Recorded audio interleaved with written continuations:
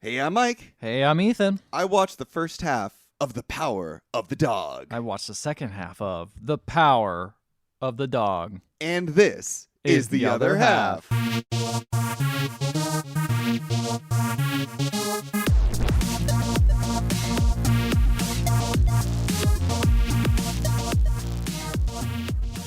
It's Oscar season, and let me tell you, Ethan, I am so happy to finally be watching a movie that looks like an Oscar film, that feels like an Oscar Definitely film. feels like an Oscar film. For sure. Jesus. This is Oscar boys. This was so refreshing to just watch a movie about a bunch of people being very upset, and some kind of just the whole film had just like a quiet, seething undertones of just, something's going to bad. Very...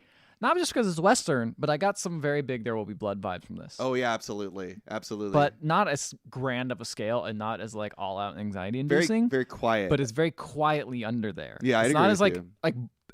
like an oil well, it is boiling at the surface in There Will Be Blood. Yeah, but in yeah, The Power yeah. of the Dog, it's much more subtle. More subtle, just like these men's sexuality. Yeah. Just boiling on it. I'm very curious to see what the hell is going on in this movie, because I having watched the first half, I'd only heard like the press of this movie, so I know that this has something to do with like gay, like there's some gay stuff person. in it. Yeah. Yeah.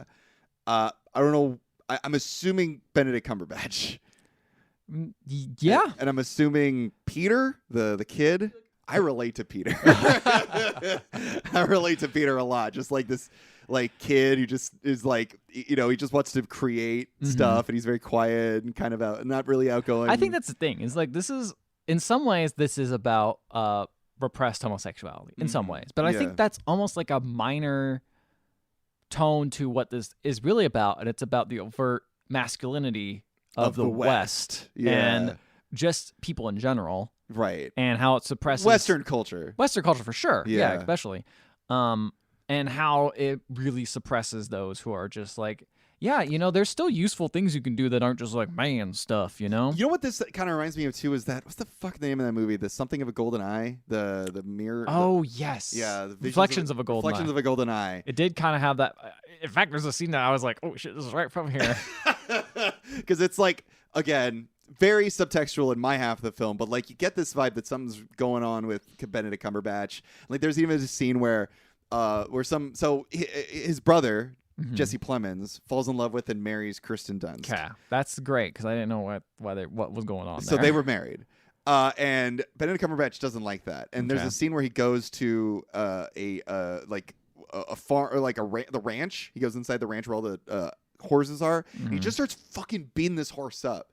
He calls her like a bitch and a whore and stuff. And I was like, that feels a lot like Reflections of a Golden Eye. Yeah, like doing random stuff, acting out violently towards things because it's the only way you know how to like get your anger out. Yeah. Stuff like that. I'm also I'm very curious to see how this movie goes, because like Benedict Cumberbatch is a bad guy in this movie, but like you stick with him for so long that you almost start to feel bad for him. Yeah. But I'm like, you're an asshole. Like you're a piece of shit. Like you're being very rude to all these people, and you're a grown adult. You shouldn't be acting like this to especially to Peter. But I'm also watching and I'm just like, man, I feel you need a hug, my man. Yeah. Like, he just needs to like be easier on himself and not be so and uptight. Other people. Yeah. So him and Jesse Plemons are brothers. They're rich. They come from money. Okay. And they're also very successful, like ranchers, essentially. Yes. Okay. And they go into one of the towns where Kirsten Dunst runs like a cafe, essentially. And her son Peter like makes little flowers out of paper. I don't know if that comes in it's very not Western of them. That's right. And Benedict Cumberbatch sees this and just starts fucking like insulting him. He burns his flowers and he insults somebody playing the piano. Cool. And at first I was just like, oh, he doesn't like art at all. But then he's like plucking on his like banjo. So and then you also learn that. Oh no, I'm gonna hold on for that. This was like this was probably like the turning point of the movie for me at this point. But I'll get to that anyway. But he's plucking on his banjo, so clearly he does like music. It's just a masculine thing, of course, where he's just like, it makes me uncomfortable that you enjoy these like flowers. You should be doing man stuff. Definitely the flowers, but I almost feel like the music to me is also more like he has a sense of taste, and I think he has a higher, more refined sense of taste than he likes to let on. And so when he hears like, shitty music, he doesn't like it. And there's one part where he gets up he like gets up off the table and he has the chair in his hand. And he's like spinning the chair around in his hand in a very, I don't know, like in a very like festive way. And I'm just like, oh, this is like a little like, this is the one time I've seen him do something that isn't just like very straight and broad, like there's a little bit of like fanciness to this. So why is he spinning a chair? Just I think he's spinning it out of just like boredom because he's waiting for his brother because he's like, hey brother, we're done eating food, let's get out of here. And he's spinning the chair sort of like impatiently, but he's doing it in such a way that it's almost like when you're watching a parade and someone's spinning a baton in their fingers, like it's so like playful and fun, and I'm just like, wow, this really doesn't feel like the character I've seen before, which was fun. It was like a nice little sort of peek into him. And so Jesse Plemons is like, I'm going to pay for the table. You go to the brothel and have fun with the boys. And he's like, all right. So Jesse Plemons hears Kirsten Dunst crying and apologizes for his brother. And you learn also that Kirsten Dunst doesn't like to drink. She's like, oh, I see your eyes. Something yeah, all right, sure, okay. She doesn't like drinking. And Jesse Plemons and her sort of start to like make up. We don't really see very much of it. Most of their relationship is seen through the eyes of Benedict Cumberbatch. Oh, okay. Peter's not a very big part of the movie in my half of the film. That's so wild to me because he's probably the biggest. He's like part the in main character in my half. Yeah, he's very barely in mine. Most of the like the main character in my half of the movie is basically like Benedict Cumberbatch. So Benedict Cumberbatch is at a brothel. He's not kissing anybody. He's just like looking at everyone making an ass of himself out of themselves, and then he goes back to where like the bed, because I guess what Kirsten Dunst essentially runs is like a bed and breakfast, but it's not a breakfast. It's like a dinner like hall. So like you can eat downstairs, then upstairs are the bedrooms. Oh, okay. So he goes upstairs to fall asleep, looking for his brother. He doesn't know where his brother is, so he falls asleep in bed. And then his brother comes in the middle of the night, and Benedict Cumberbatch is like, well, where were you? What's going on? What's happened? So something very weird. Another thing I wanted to mention, too, is the movie opens with Jesse Plemons in a bath, like showering or like bathing. And then Jesse Plemons gets out of the bath, and he asks Benedict Cumberbatch, like, when are you ever going to shower? When are you ever going to bathe? And this is where we learn that, like, Benedict Cumberbatch never showers. He never bathes. Ew. He's always dirty and stinky. Ew. Yeah. And it actually gets worse. So when Benedict Cumberbatch learns that Jesse Plemons and Kirsten Dunst are married, he like loses it. He also, there's another thing I want to mention. There's a guy named Bronco Henry. Oh yeah, that everyone looks up to. Man, Benedict Cumberbatch loves Bronco Henry. Yeah, loves him. Bronco Henry. He idolizes his saddle and like washes it daily. He makes sure that this old mentor of his is protected and kept well. I feel like some weird shit happened between him and Bronco Henry, though. Bronco Henry seemed a little bit more than a mentor. Oh, he loved Bronco Henry. I bet. Right? Come on. I like to think that the fact that you don't know and I don't know means that there's definitely a subtext we're supposed to be picking up on. There's definitely that. Like, like I didn't know it was just him that liked him, or was everyone like... Everyone knows of him? Everyone knows of him. But Benedict Cumberbatch knew him. The way he treats his stuff with such respect and stuff makes me feel like there was definitely something going on. It's also very sexual the way he like washes the saddle. Like that saddle is like well preserved. That is the way you put your most treasured Lego set up on the mantle. That's where the Death Star goes. Where the Death Star goes. That opens up and you can see like Luke and Han stuff in there. Right. That's his Death Star. Yeah. This is that saddle. Is that saddle? Yeah. That maybe him and Bronco Henry used that. They're both bucking together. Things. Yeah, that's bucking right. Broncos. Fucking Broncos. Fucking Broncos. So he gets very upset. He goes out in the middle of the woods, crawls under like the. Oh, okay. So he owns the fort, the little tiny like fort thing. What? Wait, what is he crawling under? I guess it's a fort. Yeah. Is there stuff in? Is it like a little like tiny like little hutch thing? It was like a door. Is there a door? I didn't see a door. I just saw a bunch of like roots. Okay. I'm gonna guess that's his though. Okay. Is there stuff in there? I didn't see it. He was just crawling through it. It was in the dark. It might be the same place. Okay. But he's crawling through this place, exits out the other end, takes off all his clothes, covers himself in mud, and then jumps in the water. This is someone who needs therapy. Yeah. Well, I'm like, this is interesting, right? Because this is clearly somebody who doesn't want anyone to get close to them. Mm-hmm. This is like an active decision. Like, I'm not going to bathe. And in fact, I'm going to make myself dirtier because I don't deserve love and I don't deserve people to be around me. Something really busted bad happened to Bronco.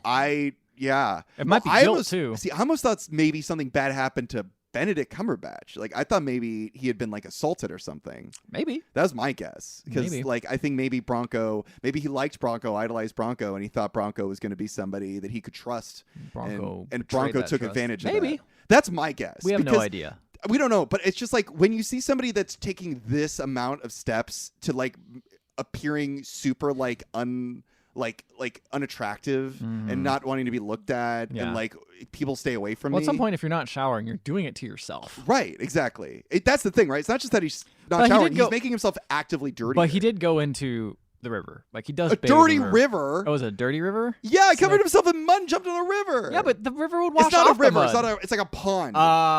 It's like still water. Okay, it's gross. Okay, like he's people making bathe in the himself river. grosser. River's the way to clean because you're getting all that like fresh water from the top. Yeah. So then we see Jesse Plemons off with Kirsten Dunst, and Kirsten Dunst sort of teaches him how to dance. And Jesse Plemons in the middle of the dancing sort of walks off and he starts to cry.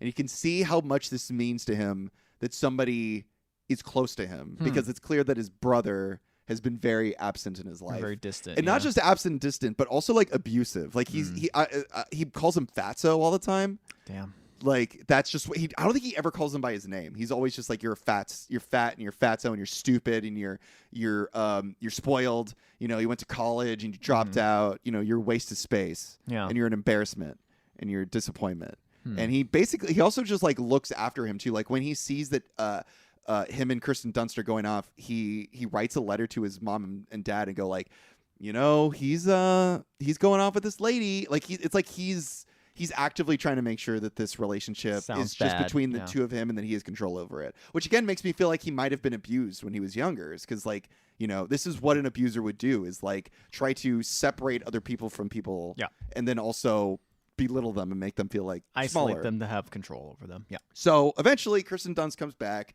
and Benedict Cumberbatch does not warm up to her. And oh my God, this part was so... I love Kirsten Dunst as an actor. I think she's really amazing. I really love her performances. And this one was so small. Like, it was just... Because Benedict Cumberbatch doesn't like her. And he makes no bones about it. He's just like, you're only here for my brother's money. Like, that's all you're here for. But Kirsten Dunst also could play the piano. And Jesse Plemons likes the fact that she could play the piano. So he gets her like a grand piano so she can play and practice. And she's like super just like, oh, no, don't buy the piano for me. I don't really know that much. But like she used to play in like a silent theater. Like she used to play the piano during a movie. Oh, okay. For like hours. Cool. Like that used to be her old job. So she's trying to play the piano, trying to like get back into it because it's been a couple of years. And then Benedict Cumberbatch is in his room plucking on a banjo and like trying to cheer her up by playing better than her. Ooh. And it's just this scene of her downstairs looking up at him and him looking downstairs at her and playing along with her. Can they actually see each other? I think they're looking at each other, but like they're not standing next to each other. Like it's like they're so far away, but they know each other's presence. Okay. And she knows that he's fucking with her. And it's just like this almost is worse than him just straight up belittling her because it's just like you know that you're better than me, and not only do you know you're better than me, you're proving to me that I'm worse than you are. Like you can play that banjo perfectly, and you choose not to. I'm trying to play this, and I'm failing at it, and it hurts her so much. Yeah. And so then there's a scene where Jesse Plemons is going to invite his parents over, and as well as the governor and his wife. Sure, why not? Bring them all over. Sure, why not? If you're rich enough, I feel you could just get hang out with governors for some reason. It seems nuts to me that you just invite the governor over, but they are very rich. Yeah. But governors like money. But you know what governors don't like is smelly guys. And so Jesse Plemons is like, don't hang out with us tonight. Like you're gonna offend the governor's wife if you come by. Yeah. You're gonna stink too much. I mean, yeah, I feel the governor's wife. I get it. You don't want to hang out with a stinky person. But here's the thing: is after a while of it just being Jesse Plemons and Kirsten Dunst, everyone's so bored. They're just like, we want to hang out with Benedict Cumberbatch. Old fun Benny. Yeah, and like his name is It's Phil, by the way. Phil. So Benedict Cumberbatch. I called him Phil for the whole time. Fine. He's in character. He turned into Phil for me. He Jesse Plemons, though. I still call him Jesse Plemons. I love him. I love Jesse Plemons. He's a cute boy. But sorry, not to sidetrack too much from the plot. Jesse fine. Plemons was okay in this. Wow. Like, he's good, Yeah. but getting supporting nominated actor, I don't know. Still, I expected it still more. goes to the guy from Coda for me. Right, so far. like, it's just like, he's fine. He's fine. But he's not incredible. No. Benedict Cumberbatch is really good, though. Benedict Cumberbatch, I think, is really good. I think also... Phil. Yeah, Phil does really good. But I think the kid who plays Peter also is pretty good, too. Oh, yeah? Yeah. Again, I didn't see very much of him in half the movie. But the little I saw, I was like, poor kid. Dude, he comes through. It's cute. Because it's like, he is bullied and like talked down to doesn't give a fuck. and insulted. He keeps trying. That little guy. I love his tenacity. He's he's a just little tenacious guy. I think that's the thing. I think that's why Phil, I relate to him so much. I think Phil hates him because Phil wants to not care like that. Wants to just be himself, but he can't because he can't let anyone close to him because if he be himself, then people might actually like him, blah, blah, blah, etc. But it kills him that, like, people don't like Peter. They call him, the F word all over the place. They say he's a little pansy, all that stuff. Right. And, like, he doesn't care. He's like, whatever, I'm just doing my thing. I just care about my mom. It's so cute. Yeah. It's so sweet. Yeah. I really liked that aspect of him. See, I almost wonder if Benedict Cumberbatch sees a lot of himself in Peter. I think that might be it. Well, yeah. I think that maybe Phil used to be like Peter. He was like a little bit. He was like weak and he couldn't do very much. But he was like beaten to shape by Bronco Henry. And and now he's this misshapen, sad, repressed guy. What? I gotta ask you, Bronco Henry versus Duncan Idaho, who would win? Duncan Idaho all the way. Duncan Idaho can beat anybody's ass in any movie this year. Duncan Idaho pops a Dakota, destroys everybody. Yeah. Duncan Idaho shows up in Don't Look Up, destroys the fucking meteorite that's coming in. Jumps at it. Duncan Idaho can fucking spoilers. But he'll fucking kick anybody's fucking spoilers for Dune. Who knew that would come up in your Power of the Dog episode, folks? Hope you guys you got to take a little note of that one. We'll bleep that one out for the audience there. Yeah, that's good. Anyway, so yeah, Duncan Idaho, what a great name. Duncan Idaho, great name. But I love Duncan Idaho. Anyway. What, Bunkin, what's his, I forgot this guy's name already. Bronco Henry. Bronco Henry, pretty good name too. I like to think his first name was Bronco. Why would it not be? And his last name is Henry. Oh, yeah. Yeah. Bronco Henry is clearly a nickname. Meh. But anyway, so, oh God, where was I? So, all right. So, everyone's like, where's Benedict Cumberbatch? Mm-hmm. We need him to come to the party because this party's fucking lame. And it's like on Kirsten Dunst that this party's lame too. Because it's like she's a lady. She's a bad host too. She's got to host it, yeah. And it's like so subtle. And then it's revealed. And this part was the part where I'm like, oh shit. Benedict Cumberbatch is smart. He went to college. Uh-oh. He's a learned man. Oh man. So not only is he like strong and looked up to, respected, a good ranch hand, like knows his shit around the ranch, he also is really good at book learning too. See, that's the thing. Yeah, you're right. He probably is like he kind of like Peter at the beginning, where he's like at the beginning. Obviously, you get to college when you're early, you're young, you're not older. You're right. He probably did all that and was just like, well, I got to toughen up for like whatever reason. Maybe his dad told him to toughen up. Maybe you know, maybe it was just like enough this book learning. You're gonna go to or just being in the Henry. or just being in the West in general. Totally. Like just demands masculinity out of men. Totally. Right. I believe it. Yeah. I definitely think that. Or maybe he was just like, oh my God, Bronco Henry is the most handsome man I've ever seen. I'm gonna go work with him. I'm gonna be a man like him. Gonna be a man like him. So I could put a man in him. That'll be me. But that to me was like the hardest hit in the whole movie is Kirsten Dunst realizing like not only is this guy mean and ignorant and rude, but he's also really smart. Yeah. And it's like you can't win. And everyone loves him, you know? And it's like this begins to drive her to drink. She actually starts drinking. Yeah. And getting a really bad problem, like hiding bottles around the house. That part fucking killed me. I was like, you could see it in her eyes where she's just like, I failed. Like, Did they actually bring out old Phil shows up and everyone's so happy and they don't even bother to mention his stink. Damn. And he's super charming and fun. Which is funny because it makes it seem like almost like a challenge that he stinks. And like, just like none of his family or anyone close to him like likes it. But people out of the anywhere is like, whatever, it's fine. Like, he's so charming, it doesn't matter. It doesn't matter. And that, it kills Kirsten Dunst. It fucking destroys her, and it's so good.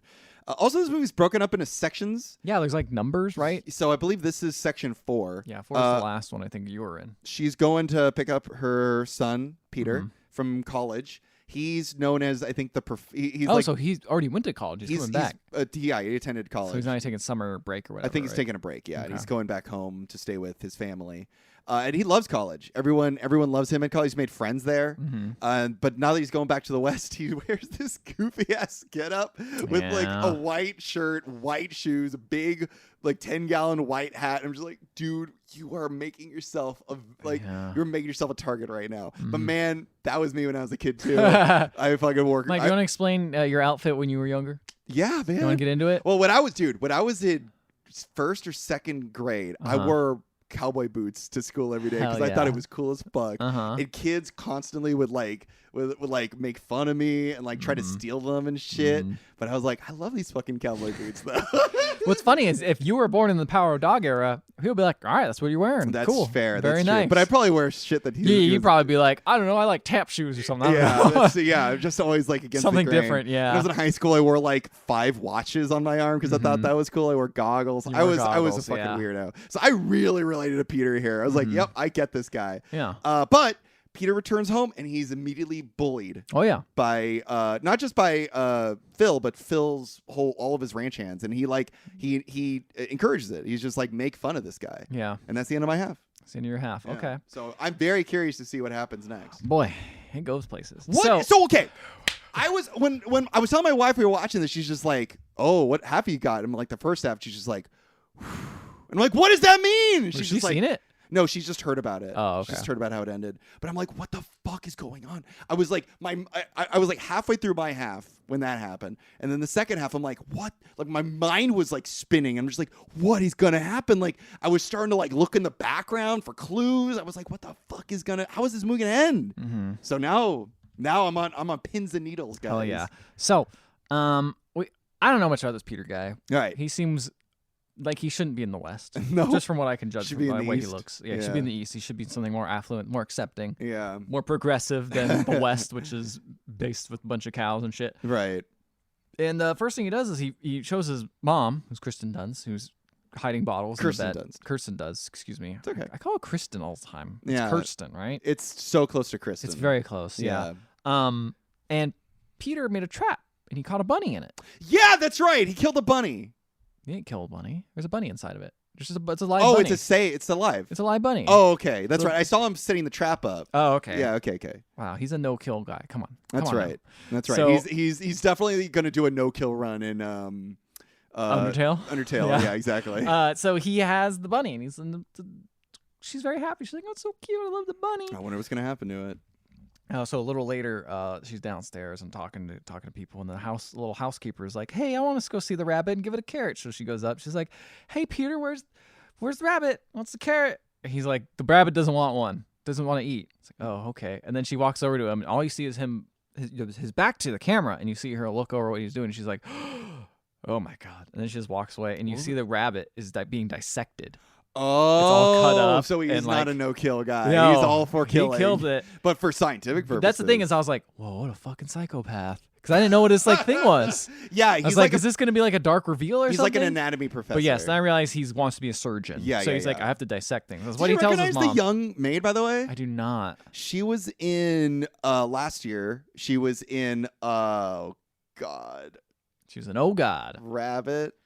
Not Peter Rabbit. Peter Rabbit. My favorite Oscar movie. Peter Rabbit. Loved it. Oh, the sequel is also good too. Love that one too. I really hate that I can't remember this fucking movie. Jojo Rabbit. Oh, Jojo Rabbit. I didn't see Jojo Rabbit. She was in Jojo Rabbit, and then this year she was in Last Night in Soho. Okay, well, I've seen neither of those movies. So that's why I did not recognize it. Okay. Is she the main girl in Last Night in Soho? Okay. Anyway. So, yeah, she's freaked out. And that's the last time I see her anyway. So really? Yeah. What the fuck? I saw her in the background a couple times like, oh, she's going to be a big part of this movie. Nothing else from her. All right. Well. So then Kirsten Dunst and Peter go out and they play tennis. And Kirsten Dunst's like, don't kill rabbits inside the house anymore. Don't do that. It's weird. And she's like, I'm just trying to learn So this turned stuff. into King Richard all of a sudden. That's the thing is they go out and play tennis and I'm like, oh, this is the link to King Richard. Also a reference to Kirsten Dunst in Wimbledon. I forgot about that movie. I don't know why I remember that movie. I think it's just a poster of like her being like laughing or whatever with the racket on her head. Hitting herself with the fucking hitting her head with a racket. And I'm like, what a goofy thing. Oh, this movie looks adorable. It's adorable. Oh man, did you watch that movie? No, I did not. I just remember the poster. Okay. I was gonna ask, like, did she play in Wimbledon? Like, no, I want to know the whole backstory. So they're playing tennis for a bit, and I'm like, this is on the dirt, and I'm like, man. Serena and Venus Williams had a great court compared to this. This is just dirt. Like, yeah, a paved court. It was at least paved. Sure, there were like gang members running around being like kind of weird, but like at least you had a bouncy pavement. Not dirt. Not dirt. Yeah. They should be playing some like beach volleyball or something. Yeah, beach volleyball would be a good one. I don't think they've had it invented back then. Probably not. Also, there was no beach. It was just dirt. Well, yeah, you could make it work though. Yeah. Although if you do like dives and shit, that'll hurt. That would hurt. You'll land in a cow pie. You'll land in a cow pie. No one cleans. Yeah. May, you didn't clean out the fucking thing. You're too busy dancing in Soho. That sounds like something that like Phil would do. It was like bring all the cows through the court, shit on the court, and then leave. Yeah, probably just to be really passive aggressive. Or he would fucking shit on the court. Yeah, probably. Anyway, she plays until she has a migraine. I don't know if she really has a migraine, but she has to leave and stop. What she does do is actually drink. She goes and drinks. Oh no! Because Phil's back. Starts drinking in like an alley, basically, and Phil comes out and like is on the second floor and she starts whistling and being like just basically antagonizing her, whistling, and I'm like, what the fuck is going on? Why is he doing this? Whistling to like antagonize, and she's just like, just keeps drinking. And then we're cut to a bunch of naked dudes in the river, just Woo! all hanging out with their dongs out. Just boys being boys. That's what I'm talking about. That's what I'm talking about. And I'm like, do you see their dongs? I don't remember. I feel like I saw Benedict Cumberbatch. So. You saw Benny Cumby? Yeah, that's right. You saw little Cumby? It's right. Like I saw Doctor Strange. I gotta ask. Yeah. Does this Doctor Strange have the cape on? Oh, I didn't see the head of it. Actually. I was not. A man of mystery. Just like Sherlock.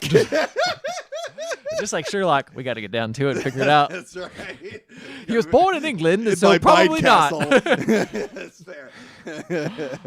Also gonna say in Nightmare Alley, which we did watch off the podcast, we'll talk about later, but we saw Bradley's Bradley. We saw Bradley's Cooper. I feel like I like saying Bradley's Brabby more.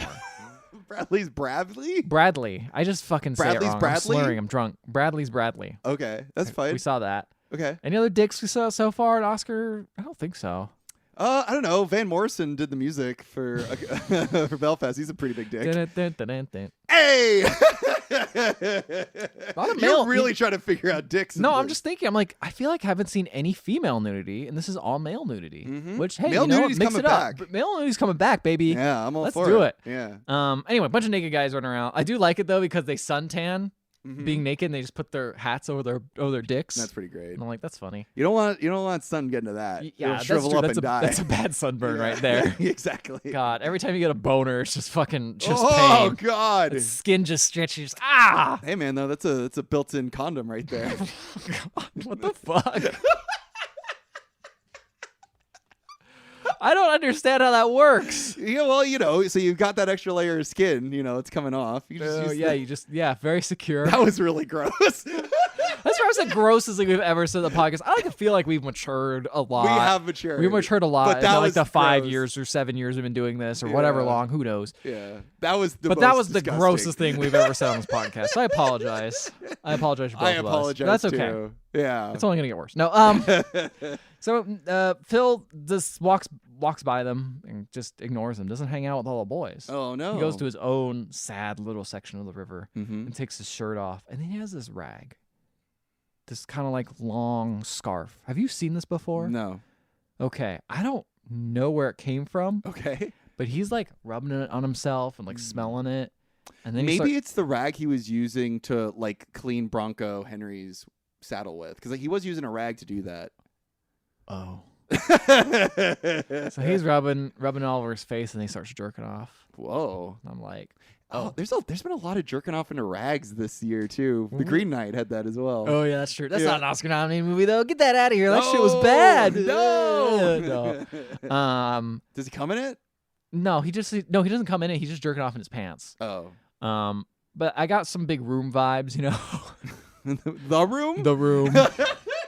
Not Room. Not Room with Brie Larson. With Brie Larson. The Room. The Room with Tommy Wiseau. Yeah, that's right. You're right. Where he's jerking off into a red dress. A red dress. Same thing. Okay, fair. Just as well acted too. No, yeah, I'm sure. Why, Bronco? Why? You tear me apart, Jones. Jones? Was that his name, Bronco Jones? God dang, I'll never get it right. Henry Jones. Bronco Jones was his brother, excuse me. Yeah, that's right. Bronco Jones. He was not hot. No. He was not remembered. No. Also, probably a better writer. No one gives a shit about his saddle. Only the hottest write the history books. That's what they say, that's right? Absolutely. Okay. Okay, what happened next? So, yeah. Peter goes into the shed. Uh-huh. I guess he finds the shed somehow that Phil's keeping. Okay. And, like, looks in it. And there's, like, just like in Reflections of a Golden Eye, there's a little box, and he opens it up, and there's all these old-timey pictures of, like, hunky men, the anatomy of the body. And he's, like, got it all there. I do think it is Phil's, but now I'm thinking anatomy of the body. Maybe it is science books, but it seems like he's not supposed to be looking at those. So I was wondering if it was. I think it might be Peter's because Peter also likes to collect like cutout pictures. Okay, maybe he it does is do Peter. that. So maybe a lot. he is just hanging out at his specific little hiding spot where he's, oogling bodies. Mm-hmm. Maybe he uses that an excuse to be like, I'm gonna be a surgeon. That way I could check out more bodies. I don't know because there's no other way to do it. What are you gonna do? So Peter's the one looking through this. Peter is the one. He's in the little hut. I think that might be Peter's stuff. You might be right. Yeah. So he comes out and he sees Phil bathing, and I don't know if the scene got me funny, but Phil sees him and just starts running at him naked, going, "Get out of here, you little bitch! You hear me? Get out of here!" So with then, his dong around and everything. Exactly. Which I think is just like, you're getting too intimate. You're getting too close. You see me naked. That's right. Very upset. That was also a section from Reflections of the Golden Eye. Which is funny because you have this other group of all these men who are just like totally comfortable being naked around each other. Just fucking not a problem. Just hanging out. They're just slashing each other, whatever. Yeah. Which also made me think back to when we watched First Cow. And we're like, are these two maybe a thing? And I'm like, these are just fucking straight guys just playing naked. Yeah. I feel like there's definitely... They're just playing grab ass. They're just playing grab ass. Yeah. It's just guy stuff. And Yeah. I'm like, First Cow, like, if you really want to read it, I feel like you might be able to get the tones. This is way more obvious. Oh, yeah. This is way more obvious about, like, the homosexual undertones, I feel. I think that's a fair point, too. It's just like a bunch of guys hanging out in the water naked. There's nothing gay about that. Nothing gay about that. It really just goes to show how much, like, gender roles and, Exactly. It started to become like, oh, my gosh, now that there are people out here who might want to, like, have sex with me, it's like, oh, my gosh, I have to cover my body. And if you want to see me naked, or if we're naked around each other, it might be gay. That's gay, yeah. That's exactly. a gay thing Instead to of just do. being like, whatever, we're just fucking naked. It's just body. We all have the same body, whatever. I think it's also... Clearly, there's something about Benedict Cumberbatch not wanting to be seen naked, right? Yes, there It's clearly like- is a thing. He clearly doesn't like it. Even if I don't even think it's a thing of like him being ashamed. I think it's just him being like, I'm not comfortable in my body. Yeah. Again, I think that Very points to true. him maybe having a history of like abuse. Probably. Yeah. Probably. I don't know. Most of this is probably daddy issues. Let's be honest. That's true. Um, Daddy's still alive too. yeah, Daddy is still alive, isn't he? Yeah. Isn't he? Daddy's still around. So then Peter goes to camp and everyone calls him like the F word, and they say one guy's like, "Why didn't he soak his jeans?" And anyone tell him to soak his jeans? Soak his jeans? Yeah, like the jeans, you gotta soak them. They're like super blue. They're super fancy. They're not like tethered at all. It's like definitely like brand new. I didn't you know that. Which is like when you go out with white sneakers. You don't want to have brand new white sneakers. Right. You gotta scuff them up a little bit. bit. Otherwise, it's like weird having. Or them just very don't that wear shiny. white sneakers. White sneakers are great, Mike. I wear white sneakers, but if I'm in the middle of the desert, Yeah, that's also true. They're not white. I'm saying he's not wearing white sneakers. I'm just saying he did buy white sneakers. Is why I'm bringing shit, it up. really? So yeah, Maybe he did wear them. I didn't realize Yeah. it. I was too busy looking at his dark ass blue jeans. That's a cute idea, though, when you think about it, because it's like he wears white sneakers in the middle of a desert. He doesn't like wash his jeans. Yeah. To like, it's like he's pure. Oh, that's true. That's a He's good like way of looking at it. untouched. He's clean. He's you know. clean. And that makes Phil uncomfortable. Mm-hmm. Anyway, Phil actually decides to reach out to him. He's like, "Hey, come over here, Peter." He's like, "Yes, sir." Be all polite. He's like, "Look, I want to teach you some things. I want to reach out a rope to you. I'm working on this rope. Okay, Mhm. this rope I'm making. I want to teach you. I want to pass this skill on to you, so you can start getting some manly skills in you. So you can start." And I feel like this is him, almost like grooming him to be a man, like Right. him. Right. It's like, why don't you learn to do this rope thing? Because he's like, look at you. You're pathetic. You're pathetic. Let me You're help a you a little bit. sissy, is what he Yeah. calls him a couple times. Yeah. So yeah, Phil and Pete, they meet up in the shed, and he's like, Pete, look at this saddle. Won't you sit on the saddle? And now I realize how much he loves that saddle. Loves that fucking saddle. It kind of makes you feel like there's definitely a thing going on with Phil liking Pete in a way, because allows Pete to sit on that saddle. He's like, this is how you'll learn. Don't let your mom make you a sissy. Your mom's making you a baby or whatever. And he's like, come out here. Look out in the plains here. What do you see? Everything the light touches. What do you see here? And he's like, well, the first person who came here was like, they saw something. And he's like, what do you see out there? And Pete's like, oh, I see a dog with his mouth open. He's like, Phil gets shocked. He's like, you see that right away? He's like, yeah. He's like, that's what apparently the set, like when they first came to this land, that's like the first thing people saw. Right. And it's like crazy because it took me so long to see that, basically, is what he's implying. He doesn't want to admit that, but he's very shocked that Pete sees it right away. That's okay. There's one part of the movie where everyone's looking at the mountains and they're just like, do you see it? Is it out there? And Benedict Cumberbatch is like, I can't see it. Maybe it's not out there. I'm like, is there a fucking Bigfoot out there or something?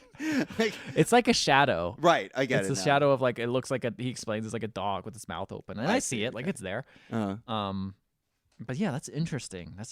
Yeah. None of the other guys could really see it. So I'll be honest. When I watched this movie all the way through, I was like, okay, this is pretty good. But I felt like I was missing pieces, and you're putting those pieces back together. I clearly need to see kind of beginning. what the point of our podcast I know, is. but there's so many other movies that we've watched for Oscar season. That is true. Like Coda, I pretty much figured that out. I didn't see the beginning. I watched the ending, and I didn't watch the ending. Yeah, exactly. I knew how it was going to end. And I knew how the beginning was like. It didn't feel necessary to propel a plot. Totally. Belfast, pretty similar in the same Pretty situation. straightforward, yeah.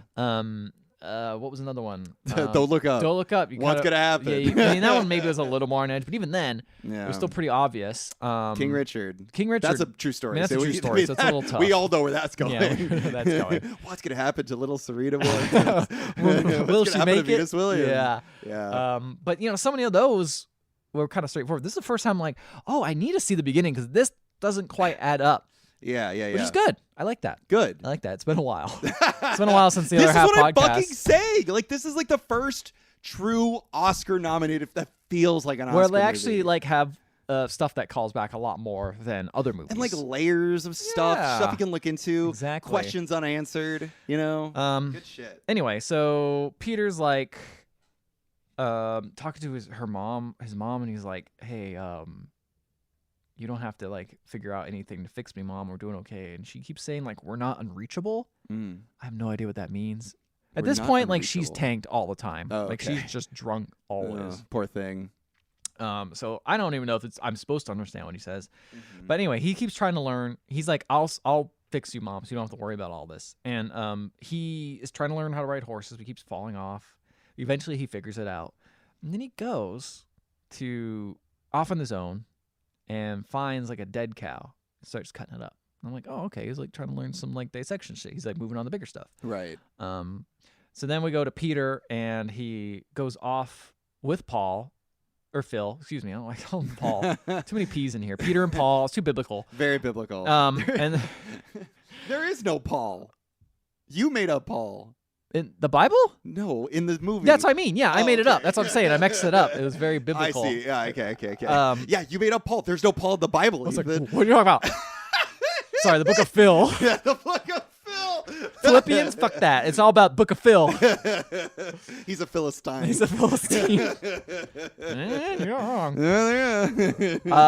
So anyway, Peter goes out to ride with Phil, but Rose hates it. I feel because, obviously, now I didn't know the backstory. She's worried about him. Well, she knows Phil's an asshole. Yeah, exactly. Phil's a big old dick. Yeah. And she's like, Rose is like, why? Just yells at Jesse Plemons like, why can't you go out with him? Why can't you go ride up? And he's like, I don't know. Phil's doing a good job teaching him. Yeah. He's being nice to him. They seem to be getting along. But Rose hates it. Absolutely hates it. And so they start making like a little corral, I guess, out in the thing. And, the imagery of a peg being hammered into a big giant peg being put into the ground. You know what I'm saying? Real big peg? Real big peg. All right. Real big peg. That's good to know. Thanks for letting him tell me how big the peg was. A real big Cumberbatch. But then there is a moment where they're trying to pick up more pegs to get, and a little bunny runs under him. And he's like, when we were kids, we would like try to scare the rabbits out. We'll try to like pick up the sticks to like see how many sticks you'd have to move to like bet on when this rabbit would come out. Sorry, this is me fucking it up. Also, he's been drinking now. Too. They would bet on how many sticks it would take before the animal would run out underneath the sticks. Okay, I see. And I'm like, damn, that sounds boring as hell. No, this is all you got. Yeah. So they tried moving some sticks, but unfortunately they dropped one and it broke the little rabbit's leg. No. And they're like, no. And he's like, better put it out with misery. He's like, oh. And Peter pets it a little bit and they just snap his neck. Damn, bro. I'm like, damn, cold. Something dark is going on with Peter. Peter's got some. I don't think there's anything dark. I think he just sees life is life is how it is, you know. I don't know. Okay. Okay. So then he goes No, to. wait. I take it all back. I don't relate to Peter at all. Actually, I don't. He doesn't remind me of when I was a kid. Phil is trying to hype up Peter a little bit. It's like, hey, look. So the best writer I know, Bronco Henry, he started about the same time as you. Like you could still get really good at it. Right. Just FYI. And they sit down. They have a heart to heart. Phil's like, you got a lot of obstacles in front of you. He's like, yeah. What kind of obstacles do I have? He's like, well. Your mom. She's like, she's all sauced up. It's like, sauced up? It's like, yeah, she's drunk all the time. And he's like, yeah, I know. And he's like, she didn't used to drink that much. He's like, yeah, you didn't drink that much? He's like, yeah. But did your dad drink? He's like, yeah, my dad drank up until the end when he hung himself. And he's just like, damn, that sucks. So a little dark pass from Peter. He probably saw that. Yeah, no, he said I had to take his body. I found him and had to take his body down. Jesus. Well, that's why he's got a weird relationship with life and death. Yeah, exactly. Holy moly. So anyway, some natives come by, or I guess one native comes by and is like, hey, ask about hides. And he doesn't want natives on his land. Oh, is that why? He says, get him out of here. We're not even trading. So he's anymore. just racist. Yeah. Cool. Okay. Well, yeah. Well, because he never says that in my half. Because in my I half, Chris Duds is like, why can't we give the two there? And he's like, well, he doesn't want to sell them to anyone. He won't because we're gonna burn the hides. Right. And she's like, well, let's just give it to him. And so she goes over and gives this you could have all the hides you want. And they're very nice. They give her really nice gloves. She cries over. She's so happy she got a gift. And then she collapses afterwards. And Jesse Plemons gets helped. Yeah, 'cause she's of course wasted. Yeah. She says her husband owns the ranch, so it's all good. So but here's the thing: Jesse Plemons is second or third in command. He can't really make a decision like that. Oh, really? Who is the main person who owns the Cumberbatch, ranch? Man. Really? Phil runs fucking everything, and everyone listens to him. Interesting. So I thought she ran the whole thing, but hired Phil. No. Okay. No, Phil runs the ranch. Yeah. No, that's Phil's territory. Interesting. Yeah. Okay. So anyway, Phil comes back and is upset. He's all so pissed all the hides are missing. It's and Peter's like, I'm so sorry. He's like, it's because your mom was drunk. You're so drunk. And then he comes over to Jesse Plemons and is like, why did you do this? He's like, what's the harm? We're gonna burn them anyway. He's like, I needed them. I needed those. Why? I needed those. Well, turns out he needed them, and I couldn't figure out why. He needed them to finish the rope that he was making. Right, he was making a rope. Is he gonna kill himself with that rope? No. Oh. He was making the rope. No, he was gonna give it to who? Peter? Peter, yeah. What? He's gonna give it to Peter. He'd been making that rope for a while too. Exactly. Oh so my he God. needed to finish it. Yeah, I told you he was trying to teach him I'm gonna give this to you. This will be your first rope, so you can be a man. Wow. So oh, that's so sweet. So he it's I need it, but then he's like, now we have no more rawhide. But Pete's like, I have my own rawhide that you can have. You can use it. Which is from the cow he killed earlier. He's like, I kept some of it and saved it from my dissection. He's like, okay, cool. So Phil's like, awesome. Everything for you now is going to be plain sailing from here. He grabs him really close and everything from here is going to be plain sailing. I'm terrified right now. It's going to be great. So anyway, he starts making the rope while Pete watches and he washes his hands of the hide and everything and gets it up. And Pete's gonna fucking kill him or something. So then, Jesus Christ, I'm bad gonna have. I feel terrible now. Oh no, I'm gonna shake it in my little cowboy. So he starts boots. talking about, he's like, me and Bronco had a history. We both, he saved my life. By cutting him close to me when we were both freezing. I got hurt or something, and we put me together, body to body, and we stayed warm in his bedroll. And Peter's like, oh, naked? And he doesn't say anything. He's just like, okay, whatever, dude. I was trying to. And then Peter lights a cigarette, gives it to him, and keeps smoking. And I'm like, oh shit, what's happening? So then Phil's missing in the morning. Who knows what happens? Jesse Plemons is like, where's my brother? So he finds him in bed. Okay. And he's like, are you okay? He's like, oh, I don't feel good. And he's like, okay, I'll take the car. We'll go into town. What happened to your hands, by the way? He doesn't say anything. It's clear that he was like working on that rope all the time. Right. And he's looking for the boy, but he can't. Like, Phil is done with the rope. Phil's done with the rope and wants to give it to Peter. Right. And he's looking for him. He can't be found. But that's because even though Peter's hiding and basically watching him, and as he gets into the car, he's just like, oh, well, I guess I can't find it. So he leaves the rope, gets in the car with Jesse Plemons, and drives off. And you just see this big, giant, vast area of space, and they're just driving to it. And then the next scene is Jesse Plemons buying a coffin because wait. He's dead. What happened? Kirsten Dunst is dead. No. Who's dead? Peter's dead? Phil's dead. Phil died? Phil had to go to the hospital, the doctor, remember? Yeah, I just thought somebody else was going to die. I thought this was like a fucking bait and switch. No. Phil died. Phil died. And we cut to the funeral. And some old lady hands Kristen Dunst a necklace. I don't know what that is. I assume that's maybe his mom, the brother's mom, I guess. Probably. And they asked, like, hey, Jesse Plemons asked, like, an old man, like, hey, you could join us for Christmas if you want to, you know, like, just let you know. And then someone comes up to Jesse Plemons during the funeral. It's, I guess, it's a mortician who's like, well, it's going to be a few days before the tests come back, but, like, I don't know what got him. There's no conclusive test as to why he just suddenly died. And he's like, you know, I suspect, actually, just so far, my best guess is anthrax. And then the next line is Jesse Plemons saying, what? But he never handled any diseased animals. He was particular on that. Yes, that's right. He was. He mentioned that earlier. But remember where that hide came from? Yeah, that's right. It was from a dead cow out in, like, middle of nowhere. In the middle of nowhere, yeah. So he knows this, too. Like, he's very careful about not handling diseased animals. He's like, one cut, you're dead. But you know who gave him, like, who let him in? Yeah. He finally let someone in. He let Peter in. And got fucking anthrax. Just a wild thing to say. Throwback to 2002 or whatever. Peter gave this to him purposefully? Wow. Unknown. It's unknown if it's purposely or he might have just not known. But considering that he's a college-educated guy, yeah, and he like does like and he like knows dissects a lot about animals, bodies and stuff. Yeah, I he probably feel did like it he probably purposely. did it on purpose. He did wear gloves. He put on gloves while dissecting the animal. While Benedict Cumberbatch was not wearing gloves. Benedict doesn't like to wear gloves. Yeah, he doesn't. Is he that doesn't actually like a to wear character? gloves. Yeah, he says he doesn't want to wear them. Interesting. Yeah. Interesting. So then there's a part where he's fucking castrating a bull, and he mentions like that. That is the scene where he's just like, I don't like to wear gloves, but never cut yourself because if it's infected, you're gonna die. Like that whole bit is just in that one scene. So they really are foreshadowing it a lot. Then so I honestly didn't think that was what was gonna happen. Jesus Christ, though. Wow. Okay. So then the last thing is Pete reading something in the Bible that basically says, "Deliver my soul from the sword, my darling from the power of the dog." I'm like, that's the movie. That's the name of the movie. And then he puts the Bible away.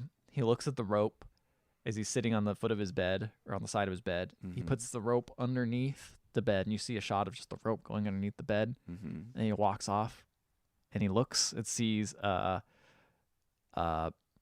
Jesse and Kristen Dunst kissing, and that's the end of the movie. He sees them downstairs kissing, like in the drive after they come back, I think from the funeral. Yeah. And there you go. He's made their lives happier. He made them. He did it. He protected his mom. He protected his mom. Yeah, he made his mom a happier person by getting in there with them. Yeah. It's almost like he knew. He's like, this guy likes me, in a way. I'll exploit that. Yeah. This guy's starting to trust me.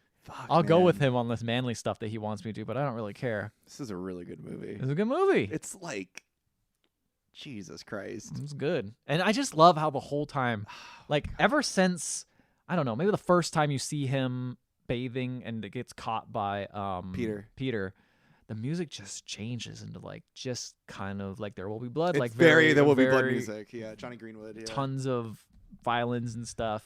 and making like it scary. Yeah, Like just that undertone. God damn, man. Man, that's a good film. Like, it's a good ending. here's the thing: we've been ranking the Oscar movies, and it's like all the movies we've seen so far, a gulf. Like gulf. I like Coda. I like King Richard. Those are cute movies. But this is like on another fucking level. This is some art house shit. Oh my god! This is some All fancy the movie shit. Fucking shit in between characters, the character interactions, the metaphors, and the like The symbolism. What does the rope symbolize? What does the dog symbolize? Easily, the rope symbolizes him being like, cool. I learned how to quote unquote be a man. Mm-hmm. I don't give a fuck. And Yeah, he puts yeah, it yeah. underneath the bed. Like, Yeah. that's a nice thing to remember. Not who I am. And then it's Mhm. like, what I am is I'm a mama's boy. Yeah, yeah, yeah. And I'm here there's for my nothing family. wrong with that. There's nothing wrong with that. Fucking Which Christ, I'm like, man. cool. But there's also the importance of what the rope means to Phil. Mm-hmm. To Phil, this was working so hard on him. This was his saddle. Yes. This is the saddle that he wanted to be remembered by. Exactly. And instead of putting it on a pedestal, He puts it under the puts bed. it on the bed. He's not proud of it. He's Doesn't ashamed care. of it, in fact. Yeah. Or not even know if it's shame, but just like Whatever. doesn't give a shit about it. Yeah. It's not important to him as Fucking much. Christ, man. Yeah. And then like also it's just like he knew. It's just like, yeah, Phil is causing so much pain by being an unhappy person. Yeah. Like the simplest thing to do here is just to get rid of him Yeah. and give him the means, you know? Yeah. Where the fuck did Phil think he got the cow from anyway? Did he just He think the didn't care. cow? Yeah. He didn't care. He just thought it was one he dissected or something. Jesus Christ, man. That He is was some good shit. He was so engulfed in anger, Yeah.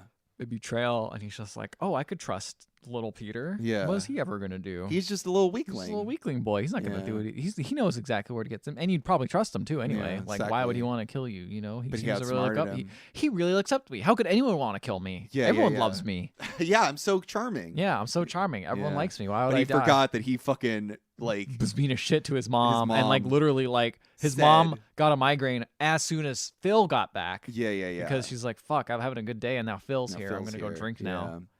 Jesus Christ, what a great film. It's on Netflix, guys. Check this fucking movie Yeah. out. And also, it's beautifully shot. Yeah, Beautifully shot.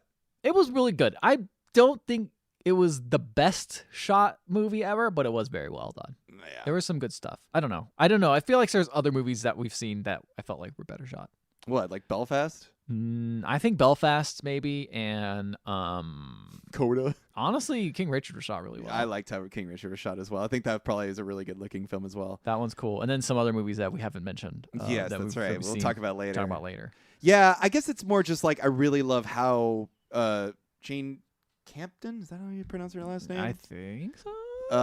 I just really like how she framed like Phil. Like I really like how she like cuts him off in places, how he's always like this dark, distorted figure, and it's just so cool how she can frame him in such a way that he's like a dark, twisted person, and rather than feeling fear from him, you almost feel like sadness Yeah. and embarrassment. You know, it's a very, and it's like so much of that is so perfect because it's not like Cumberbatch is playing this guy to be sympathetic. No. Really, it's only in the quiet, alone moments that you feel this way. Yeah. Fucking Christ! All those important scenes about like, wow, he really is sad. yeah. Also, gorgeous nature shots. Oh yeah. Yeah. This a is great shot in New place to Zealand, shot. I think. Is it? Yeah, Wow. it's not shot in America. Wow. Well, I feel betrayed. I hate this now. Should have been shot in America. You should have showed me the real This lady West. don't know the first thing about westerns. Man, what are they doing? Shooting a place where there's no COVID? Get out of here. Anyway, where'd they shoot a fistful of dollars? Where did they shoot literally all westerns? Spaghetti with westerns. spaghettis. Yeah. Spaghetti. I just love it. I love they got spaghetti in the West. As the favorite, cowboys love spaghetti. Those were documentaries. This was just a stupid movie made by a woman. Made by a woman. We are referencing the Sam Elliott's a take on this film. I would disagree with him. I don't think did he say like that extreme? I don't Yeah. remember. I didn't actually read hated, but I thought he was just kind of like he well, okay. It felt like dismissive more than like it was very dismissive. Okay. It was very dismissive. Yeah. It wasn't nearly. It wasn't good. It wasn't great. Yeah, whatever. Okay. But he's a fucking like 80-year-old man. Whatever. Yeah. He'll fucking He's die gonna in die 20 soon, years. yeah. Whatever. Yeah, I fucking love this movie. It's a beautiful film. Loved it a lot. Yeah, It's a I thought it was little really good. Cute little mystery. I do like it more after hearing the beginning. Yeah. Surprise. Who would have thought? I liked it a lot watching the end or hearing about the ending. Yeah. No, I think it really comes together in the end too. Yeah. Clearly. What an ending. Holy mother of God. Guys, what other Western movies would you recommend? Any that are on the same? You know what movie I've never seen is Brokeback Mountain? I never have either. Maybe in the future. Email us at emailthearthalfpodcast.com. Let us know what movies we should watch. You can also find us on Facebook, Instagram, and Twitter. And if you want to listen to our previous Oscar season episodes, you can find them on any podcatching app. And while you're there, please leave a 5-star rating and review. We will read it on the show no matter what it says, even if it gives us anthrax. Oh, Yeah. I don't. I'm not going to read the one that says anthrax. I always read all of your reviews with gloves. Always wear gloves while reading reviews. You never know what those reviews have been. I'm not feeling very good. I think I'm needing to go to the hospital. I've been almost. reading the reviews without gloves. Oh, no. And I don't know where this review was. Well, it looks like this review was left quite a while ago. We didn't read it, and I read it without It gloves. started to smell kind of bad, didn't it? Yeah, So, that's sorry. Well, I'm not feeling too good. Well, I guess I'll take you into town and maybe I'll go buy a coffin afterwards. Sounds good to me. Good night, everybody.